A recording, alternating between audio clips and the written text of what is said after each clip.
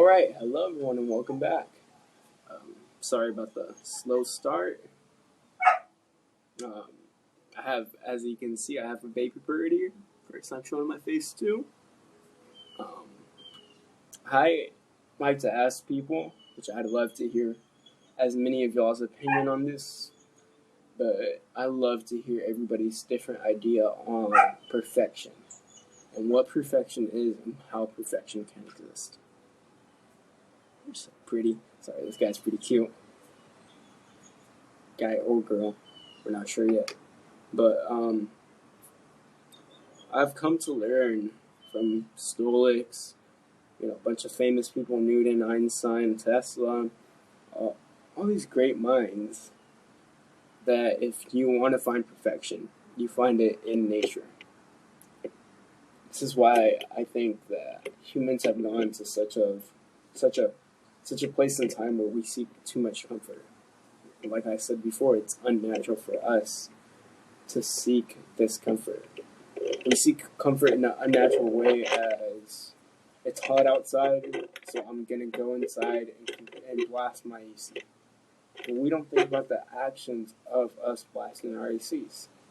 As we know by physics, yin and yang, or whatever you want to call it, the law of energy can never be created nor destroyed.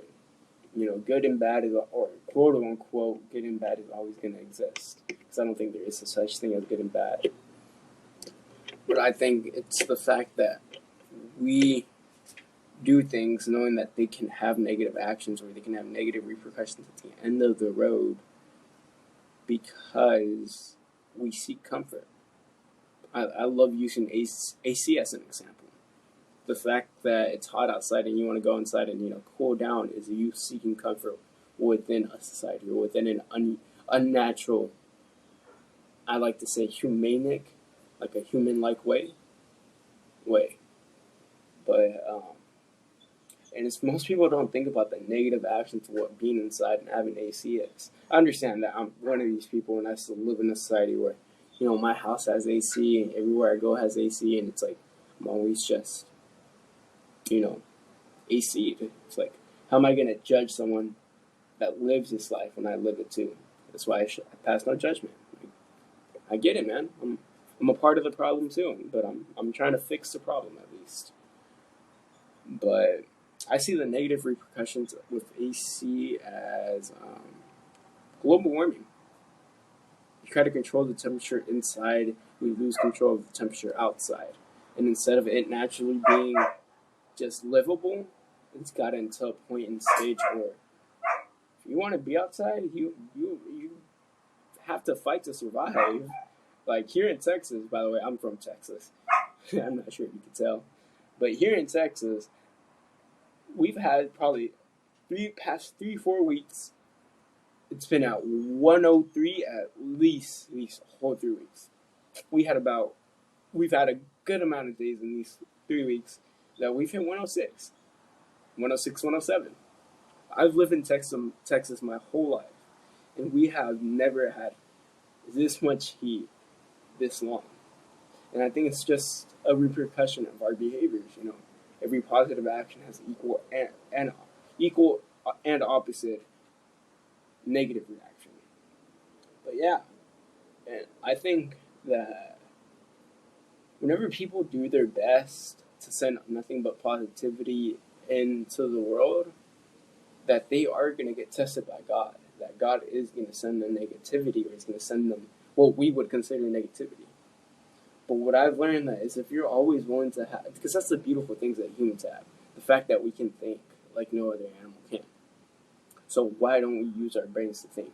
Instead of getting upset and turning to your natural negative emotions whenever something discomforts you, why not pray to God and give it up to a higher hand or a higher power? Not only just mean in a religious sense, but more in a spiritual sense where you don't have to believe in a Christian God. You don't have to believe in a Catholic God.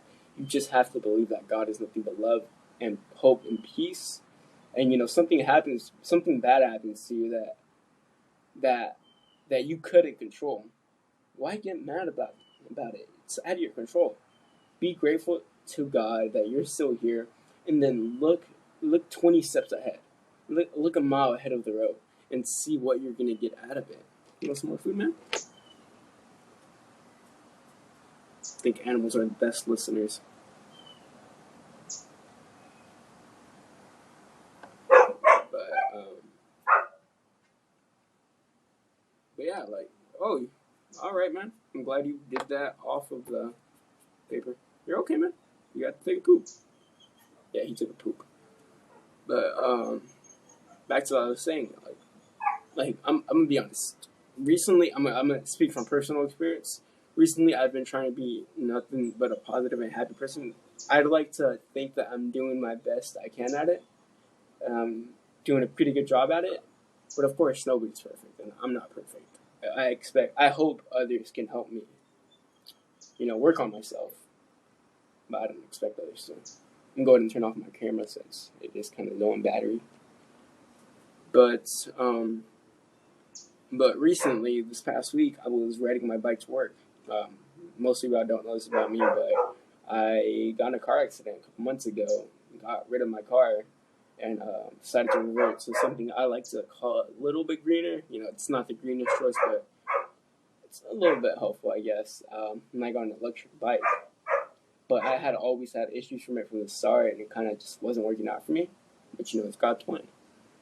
And I'm just grateful that I got about, good summers out of it, and I got to enjoy it out of the summer. But this Thursday, I was riding to work, and I hit a bump, like maybe a curve that was 10 inches big. And it wasn't even a curve, it was a crack in the sidewalk. And whenever I hit it, my front tire couldn't handle this impact and kind of combusted on itself. It didn't pop, but the front tire came loose from its handles, and it kind of popped off. And then, Newton's law of motion, an object in motion must receive greater or equal to or greater force, be put at rest. And so whenever I hit it, the tire stopped because it received an equal or greater force. But the bike didn't. You want some more food? Sorry. Yeah, but the bike didn't. And I ended up kind of doing a front flip off of it, man. Scratched my leg, bruised the side of me right here by one of my ribs, and dislocated my knee a little bit. But instead of getting mad about it, I was just grateful to God that I was alive and that nothing had happened to me. I was honestly pretty happy that I was able to keep myself safe in the moment and protect my head from getting hurt, despite it risking injury to my arm, body, and leg. But I was just grateful that I was there in the moment. And I began to think about it. And if that bike was going to break on me, this is my thought process at least, if that bike was destined to break on me, it would have broken on me at any point. So I'm grateful that it happened in that moment where I was safe from harm's way and I didn't risk myself getting hurt anymore. I could have gotten ran over by a car. My bike could have, broken down in the middle of the street. So I'm grateful for that. And I've also been wanting to upgrade and, buy myself a moped because I'm trying to stay greener, but not. I'm trying to get back to being able to go out because, with a bike you can only use it so far. And with a car, it's just so much money and there's just so many bad things that come from a car that I don't feel like I need one. Or they get something cheap and, hopefully it lasts me. But like I said, I've been wanting to get a moped, and instead of getting upset about the fact that my bike was now broken, I saw it as an opportunity from God to push me towards getting my moped. And I think it's all about perspective. I think it's because I viewed my issues in this way that I'm a happy and healthy person because I wasn't stressed out about the fact that my leg was hurt. Within 2 days, I can now, this happened 2 days ago, Thursday. Yeah, today is Saturday. I can now jump. I'm pretty sure my leg was just not severely dislocated, but slightly out of place. And because I never stressed myself out, this is what I found to believe. Because I didn't stress myself out. Whenever you stress yourself out, your blood cells tend to inflate, and this is whenever your muscle gets swollen, right? Well, because I didn't stress myself up, my muscle didn't swell up and tense up to the point that my leg could not naturally revert to its natural position. So my body naturally fixed itself because I stayed stress-free. This is why a chiropractor and a masseuse can't, necessarily pop your joint or your dislocated muscle out of or back into place when it originally happens. Because you're stressed, you're anxious, you're kind of mad because it happened, and you have a lot of emotion, a lot of adrenaline, a lot of stuff just pumping through your body that causes inflammation, and it just worsens the swelling that can be repaired in that moment. But I believe that if you're willing to stay stress free in any moment, that your body will naturally fix itself and naturally cure itself and naturally revert everything back into place. It's been 2 days, my knee's better. I think my shoulder was a little bit out of place because I did land on my shoulder. That's already, better too. My arm's a little scratched up, but that's getting better. All my little cuts and wounds, they're going to heal. But I like to say that, just bring it into image that life is kind of just perspective. It's the way you look at an event. It's what you're willing to take out of an event. If you're only willing to look at an event negatively or take out the negative things out of an event, it's only going to help you in a negative way, if that makes sense. But if you're willing to look at something that would have been considered negative by most and try to figure out a way to turn it into a positive light, then this is where you can break free from negativity. It's where you can turn it. This is where God gave us the ability to literally turn negativity into positivity. It's the fact that if I'm running outside and a dog were to start chasing me, instead of me getting scared or running away, I wouldn't see the dog as the dog chasing me. I'd see a dog as, oh, that dog's curious about me, wants to come see me, and I would stop and calmly, wait for that dog to chase or to get to me. Because if I run, it's going to turn on that dog's natural instinct to hunt.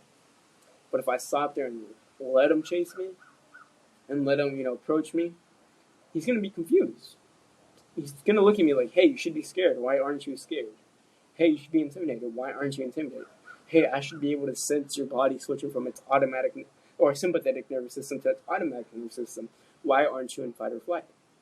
And honestly, this is where animals kind of feel you out, I guess. And I guess this is where the dog would either approach you out of curiosity and you'd be able to pet it or whatever, or this is where the dog would just leave you alone out of fear of curiosity because it does not understand it. But yeah, just little things like this. I like going on views and thinking to myself and trying to talk higher up. But yeah, I'll definitely try to get more people on here. If you're listening to this right now, of course, feel free to spread the word. I love the word of love, hope, and peace. That's my life motto. We can only survive this world if we always have love, hope, and peace. But I will try to get more people on here. We'll try to get definitely some kids from my school. If I can, I will try to get some teachers, some administrators, just random people, because I think everybody has input. Everybody can tell me something that I don't know and can tell you something that I don't know. It's the fact that I don't know everything and that you don't know everything and that nobody will ever know everything. To know everything is to know nothing, and to know nothing is to know everything. And I think it's the fact that we can grow so much just from listening to a person. I can listen to someone's life experience with a certain situation that didn't turn out too well from them, and they could tell me their input. Or if I'm going through a similar situation that someone's gone through before, they can give me their input on how they handled their situation the best way that they could, and how they wish they would have handled their situation a little bit differently to receive a better outcome. And if I'm willing to listen and understand this person, I don't have to do exactly what they told me to do. I just have to. I think it's kind of funny because I just realized. Hold on, let me turn on my camera for this. I'm a funny person. I have a whole little podcast setup thing that I bought here a while back ago. Timing, just realized has not been plugged up once this whole video. Thought that was funny. iPad's at 2%, so I'm gonna wrap this up real quick. But yeah, I think it's the fact that if you're willing to listen and understand to that, you can go ahead and plug it in for better quality. Wrap it up. Yeah, I think this bird is hungry too.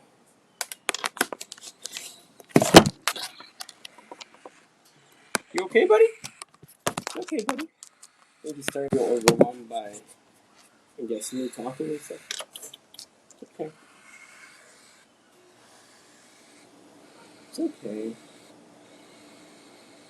But yeah, I think it's the fact that if you're willing to, I love animals because they make me calm down. Because if I didn't calm down with this little guy, he would have kept screeching. But because I was able to calm down, I'm able to slowly calm him down. It's okay, man. It's okay. I'll take you back home right now. But that's all I'm saying. It's like if you're willing to listen and understand and take wisdom from a person, if they're willing to give it to you, even if you don't exactly like what you're saying, just understand that, or just take it as constructive criticism and try to grow from it. Try to listen to everybody and listen to what everybody has to say, because who knows? One day someone may tell you something that really could have made a big difference, or could have changed your life for the better, could have helped you out. And sometimes we don't realize this until it's too late. But yeah, this is Jesus and Friends signing off. The reason my name's Jesus. The reason it's spelled with an H is because I didn't want the misconception of, oh, he's trying to be Jesus, oh, he's trying to be better than himself. No, I'm just Jesus, man, and I'm here to talk with friends. Hope y'all enjoyed my little podcast introduction. Hope y'all have a great day, man.